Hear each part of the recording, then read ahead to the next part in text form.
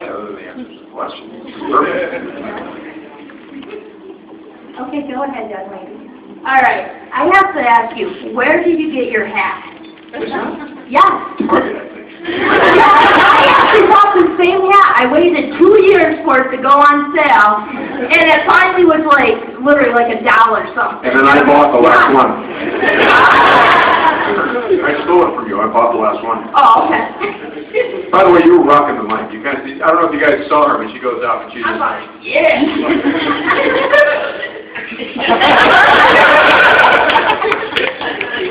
Where'd you get the hat, Dick?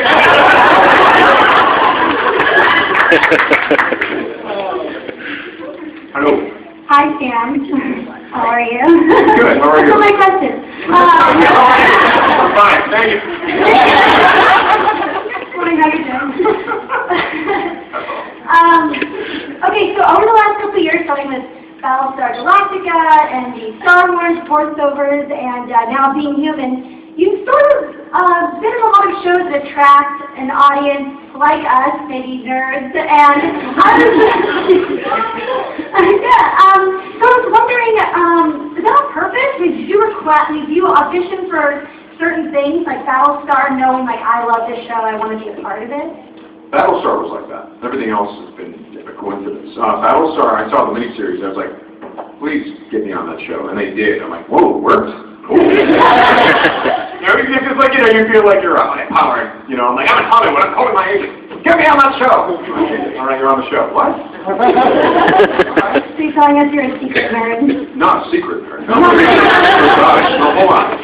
No, but everything else, Smallville, I got a call out of the blue saying that the producers would like to meet you. Well, that sounds very Hollywood. I'll be there.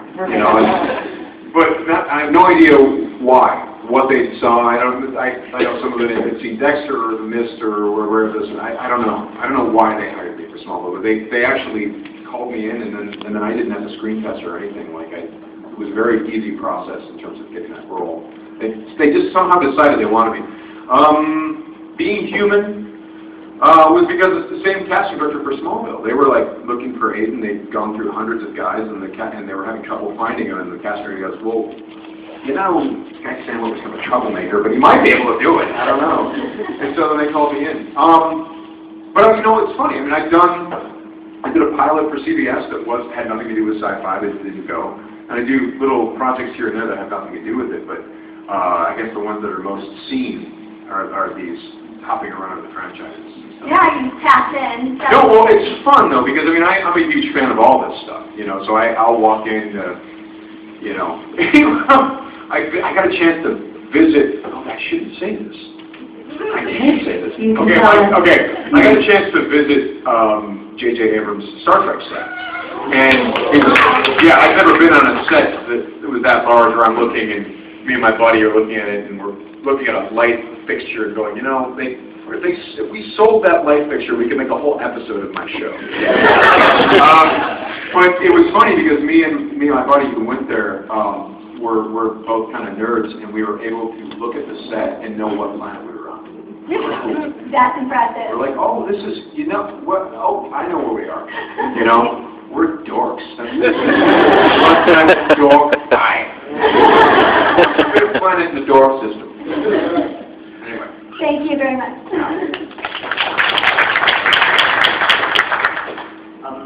In The Force Unleashed, you're essentially playing Luke Skywalker if he was raised by Darth Vader. How did you prepare for that? Dude. Well, I watched the movies. No, we talked a lot. Because we're like, we not only want this character to feel like he belongs in Star Wars, but we want him to feel like he would belong next to like Han and Luke. We wanted to give him that kind of flavor, performance-wise.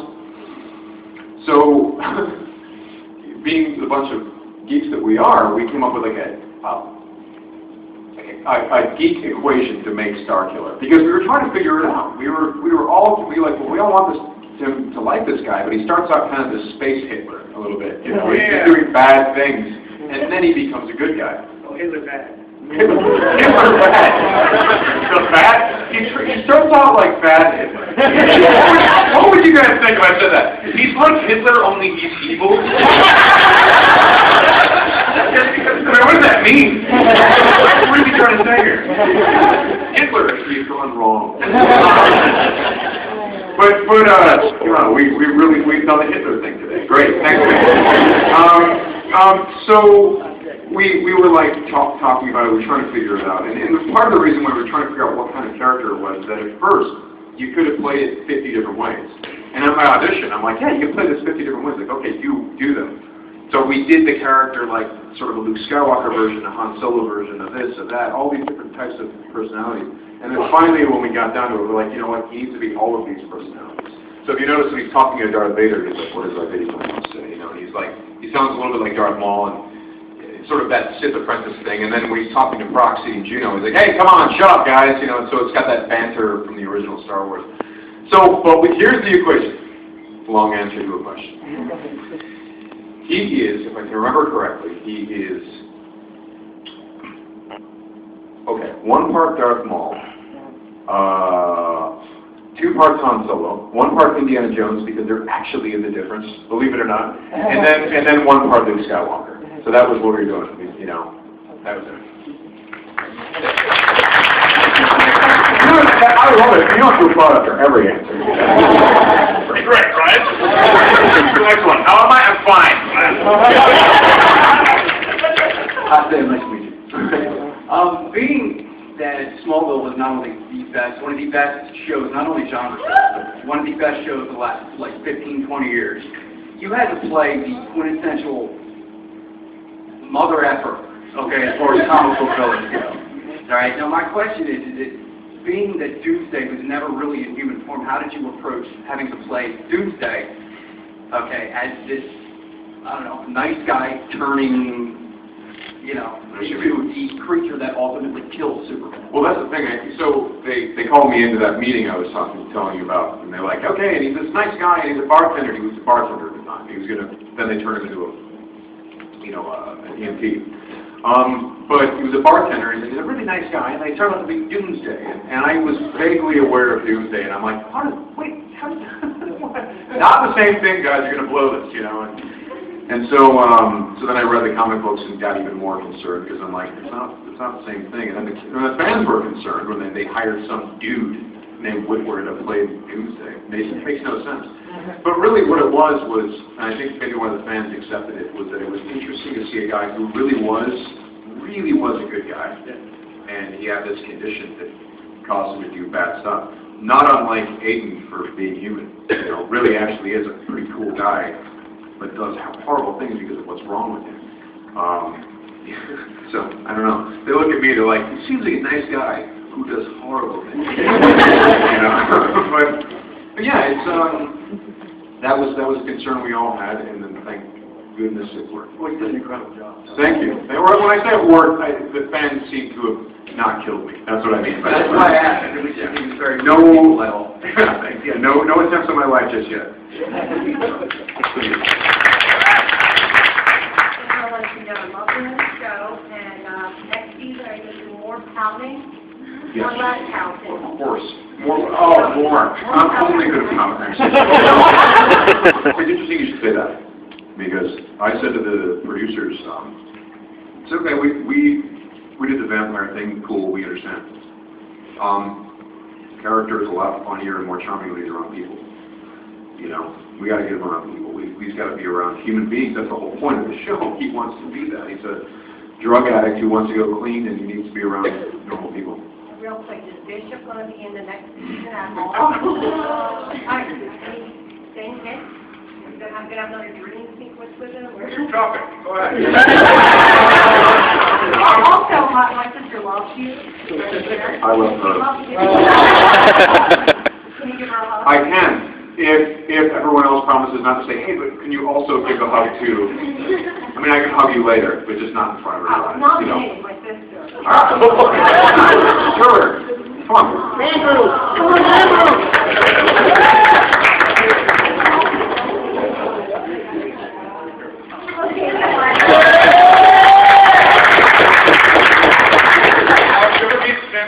This is what it looks like. You ready?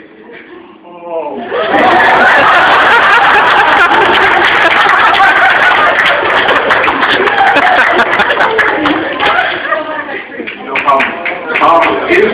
be back? And the answer is, maybe. I'll, God, it's really not my place to say, is it? I'm just going to put it that way. But, Mark Pellegrino is a really good friend of mine. I just had lunch with him 2 days ago, and we were talking about all things, including being human, so. I know you already touched on it a little bit, but what other similarities did you find playing Davis on Smallville and your new character on Big Segment? What other similarities? They look a lot alike. Surprising me. No, the condition is very similar, and I suspect that's what the casting director was like. Why aren't we talking to this guy? This is all he does. But one of the differences is that with Aiden, I get to have a sense of humor. Davis, and understandably so, did not have a sense of humor about what was happening to him. None. I think a vampire, if you're really realistic about it, if you're a vampire that doesn't have a sense of humor, you must be incredibly stupid. Yeah, because it's like it's like if you tell jokes to like your younger brother or something like that, and they're all hilarious to him because he's never heard them, and you're just like, this is my B material, man. This is not even funny, and it's because he's younger and hasn't heard it. It's like I imagine all vampires really should be like Bill Murray if they feel like it. But there were some real similarities there, and I suppose the Smallville thing kind of set me up for the being human thing. What I'd like to see Aiden do more of, and one of the things that I felt was important with Davis Bloom in Smallville, because they wrote him like they wanted him to come in, and he's just dark. Okay, look, there was one version where he been kind of dark and mysterious, and he just said the right thing, and Chloe's like, and I thought it was important to make him stumble over his words a little bit, because there's a moment where he meets Chloe, and he's like. And he says something like, hey, you're a good man. The line was, you're a good wingman, Chloe. And then he leaves. And she's supposed to go, oh. And I'm like, I think the audience will like him better if he blows this. Say you're a good wingman, Chloe. Wing person. Okay, you know what I mean? And then he leaves. Because that's more human. That's more like, that's more what the guy's going through inside. Who wants to watch a super slick guy walking around getting everything he wants? And with Aiden, we will have the opportunity to go more in those places in season 3, because, like I said, he's around people more. So I'll be able to stumble him up a little bit, which I'm looking forward to doing. Looking forward to seeing. Thank you. Thank you. Actually, I'd like to ask 2 things, actually. One is, even though I kind of remember them being human, I know that after Bishop died, they came to you to say, okay, we want you to be the head of the coven. So what was that like? What was that like? Not successful. He never became the head of anything. He was going to, and then it got really derailed. And then he got, okay, no spoilers here. Something bad happens to him at the end of the 2nd season. Which is why I'm growing this beard, actually. So, this is, what's that? Thank you. Yeah, it's my Charlton Heston. Blend of the apes. But yeah, he's not gonna. I don't know. Aiden might pout, but it's not going to be cute. But he'll try pouting, and people are not going to respond. He's going to look really ragged when we first run into him in the 3rd season. And also, what was it like playing Star Killer? Awesome. It was awesome. It was cool. It was like hanging out and making your own Star Wars with your friends. Really, that's what it was. Having people hand you huge amounts of, money for production stuff and cool environments. We had resources to play with to create this Star Wars story. So that was really cool. They spent the money on that one. That was good. I mean that in the nicest way. They worked very, very hard. Thank you. So, speaking of a slick guy who gets everything he wants and why I hate you, you've been a Jedi, a Sith, Doomsday, a vampire. Between you and Sam Jackson, what's left? I'm going to play Sam Jackson. Say what again?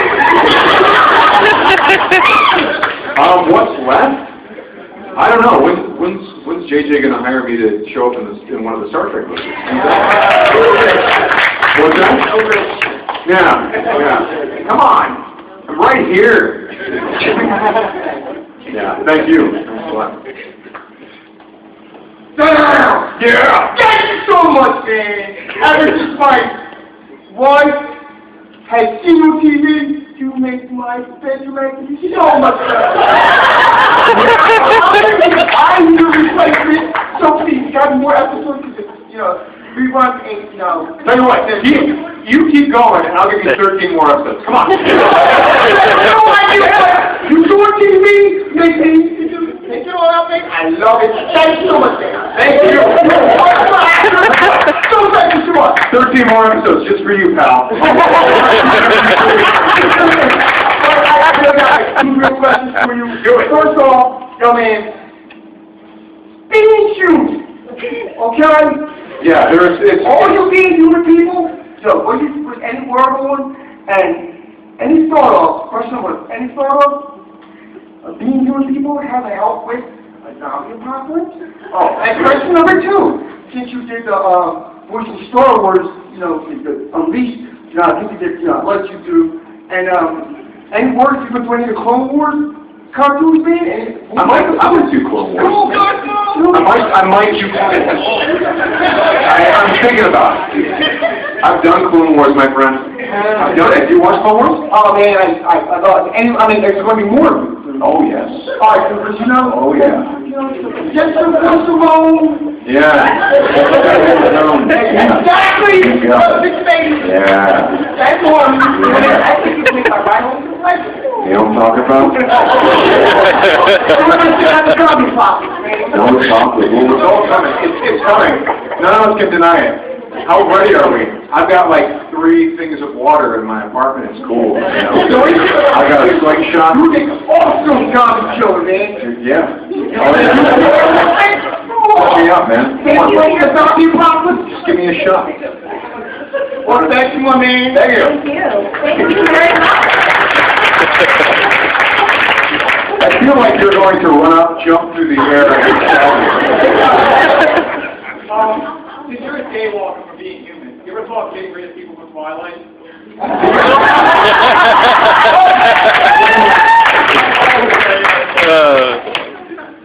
like murder? Please!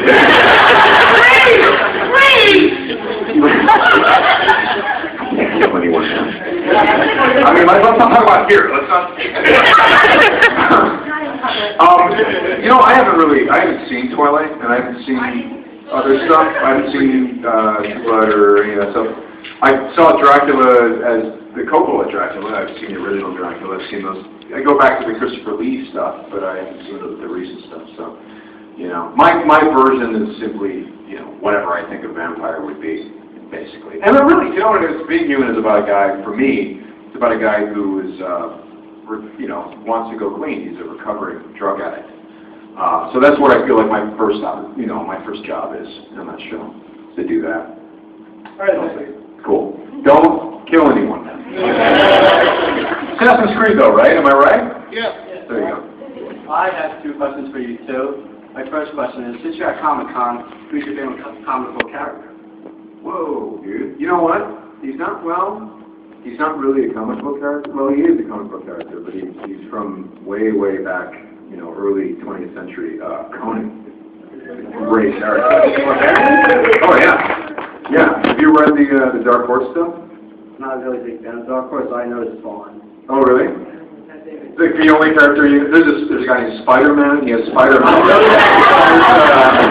know that's Superman. Who's got all power. I love DC.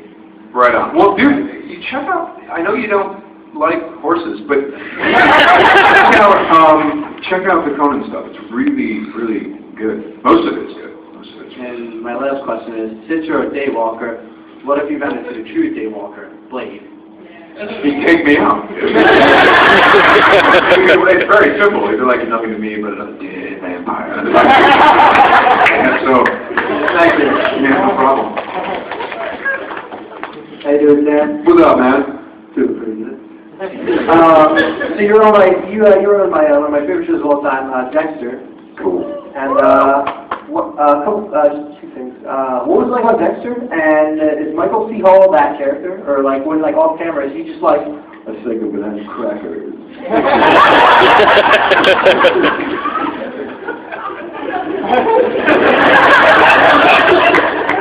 My name is Dexter Morgan. It was really cool. I was on that show before it had aired, so, you know, I didn't know what it was that I was auditioning for. But then they gave me the pilot, and it was just unbelievable. So I was on the show with everyone coming in, guessing on the show, having no idea who Michael C. Hall was or what this show was. And he was really cool. He was really just focused, not entirely social on the set, but when I've seen him a couple times since then, he's been super awesome, you know. But on the set, he was just very focused because he's a murderer.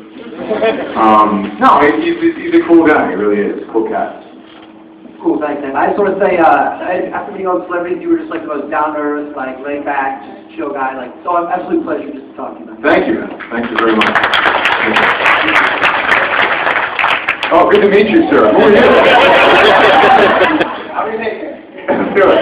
No, man, I was telling you, since I was getting crap about your my physique, I was just wondering. Crap about what now? My physique. Your physique.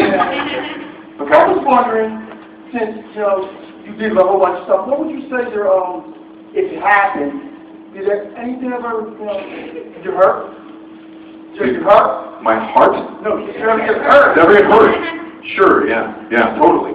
Being human, I've had ridiculous amounts of bruises and stuff happening with stunts, really. There's actually a fight in the second season where me and Kyle Schmid, who plays Henry, we're duking it out on this rooftop, and there's a big drop-off with no railing that falls 40 or 50 feet to the street below, and we never got the shot that really shows that, because we ran out of time. So I'm like, great, so we just risked our lives, it's perfect, we're fighting in an alley. Right?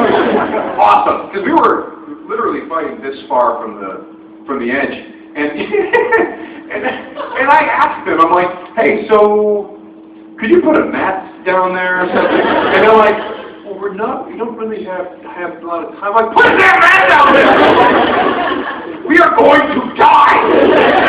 Mat, now! So it was, yeah. I mean, I had a huge bruise on the whole back of my arm from the first fight scene we did, me and Bishop, where he just beats the crap out of me. And because I kept hitting the floor and kept landing on my arm, I really got messed up, really messed it up. And so I've been messed up. And it was awesome. At the beginning of the second season, they're like, hey, Sam, we got great news. I'm like, yeah, what's up? We've discovered that we don't need a stunt double. I'm like, cool. That would be my real quick follow-up question. So, do you do all your own stuff? That's me. Unless You have no double, you don't think... if it's a fall from the rafters or something, then it's not right. Yeah, I know. But you know, everything these days, and most of the stuff that they used last year on the first season was always me. They said that's why they may just be trying to save money and save face. But they said that's why they said they weren't going to be stunt doubles anymore. They're like, you know, we always use the shots with you anyway. So, but to give the stunt doubles their due, there was like a Bishop throws me and I hit a rafter and fall. I didn't do that. There was one where I go over the edge of this railing, hit the ground by my neck. I didn't do that. But the big, tough things that would lay me out, thankfully they get much tougher men than me. Yeah. They can't even get it. Look at it. I do this. I just want you to do corn voice. Porn voice. Wait, but that's not porn voice. Porn voice. That wasn't corn voice. No, it should be funny. Porn voice is like an awkward, you know. No, it's research. They're hiring porn actors for their voice these days. Did you know that? They're like, we want you to be in our porn movie, but could you please read Stopping by the Woods in a So Easy? My little boy, horseman, naked queer, to stop about a farm. Do you know it? Get him on camera, have him have sex with someone. Go ahead. Ted, how you doing? So you have a pretty good build, and I clearly do not. So do you have any workout tips for me, or what do you normally do? Jog a lot. Eat donuts, this thing? Eat M&Ms. They're steroids. No, it's really just whatever you do, stick with it. That's basically it. I started kind of working out in high school, and I think I hit it so hard in high school that it's easy for me to get back into it if I need to. Like if I need to lose weight, I can do it. But if I need to get back to where anyone wants me to be, I can do it pretty easily, because in high school I was like, that guy, literally. I just walked down the hall. Yeah, thank you. You'd be surprised what you can do with just literally like push-ups and crunches and very simple stuff, and jogging, a lot of jogging. Oh, I hate jogging. Yes, right. Here's the thing. Don't run as fast as you think you need to. Because for me, I'm a sprinter, right? So I'd be like, oh, I hate jogging because I get tired and I just want to push through and it's tired. It's because I was running too fast. If you slow it down deliberately, you find you can run forever. You're like, oh, that's jogging. Jogging is running for a long time. Okay, right. Hello, Mr. Starkiller, sir. It appears that you have a lot of influence whenever you do a role for Star Wars, like in The Force Unleashed, as the Son, as Darth Maul. How much creative influence did you, like how many of your suggestions did you actually bring forth whenever you were being Darth Maul? Because you had a scene where you were kind of goading Obi-Wan on, like, I killed your master, how do you feel about that? And then you took him completely off his guard. Like, how much of that was from your creativity? Well, the specific line, if I remember it, is, your master Qui-Gon Jinn, I gutted him while you stood helpless and watched. How did that make you feel, Obi-Wan? I think it's the line. The line as written was, your master Qui-Gon Jinn, I killed him. I gutted him. I killed him while you stood helpless and watched. How did that make you feel, Kenobi? And I was like, well, let's upset him more. Let's say I gutted him, because he did stab him right here.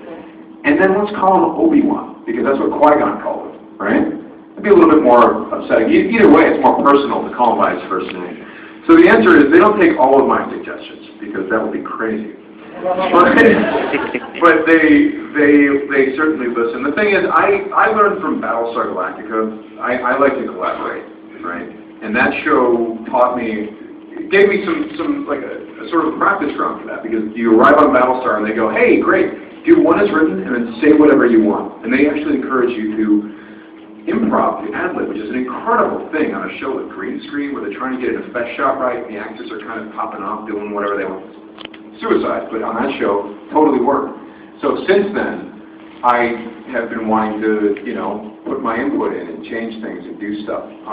There's a sign back there. What does it say? 10 minutes left. 10 minutes left. Oh, faster. So yeah, I definitely get my ideas in there, and the thing is, it's basically if you're going to speak up, people will assume you have a reason for speaking up, and then they learn whether you're crazy or not, essentially, right?